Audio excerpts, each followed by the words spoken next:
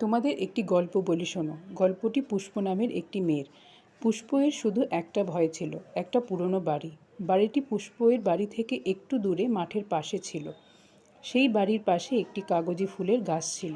যখন বিকেলে বাচ্চারা খেলা করতে করতে বাড়িটিতে যেত, তখন পুষ্প অবাক হয়ে দেখতো আর ভাবত ওদের কেন ভয় করে না।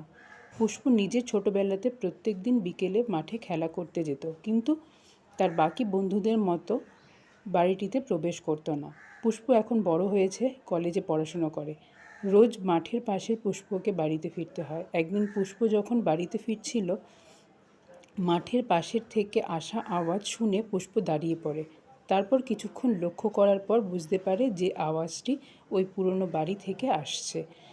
পুষ্প এর ভয় বেড়ে যায়। সে একা, তখন আশেপাশে কাউকে দেখতে পাচ্ছে না যে তাকে ডাকবে।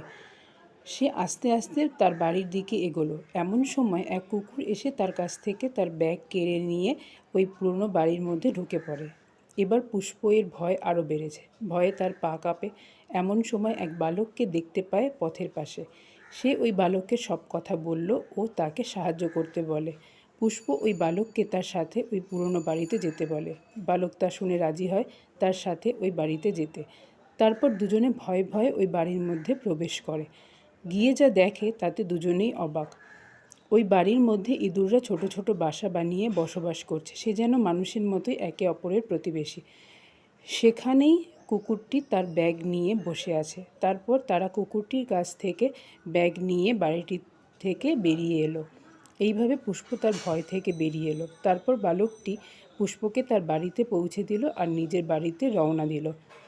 এইভাবে তারা একে অপরের বন্ধুতেও পরিণত হলো।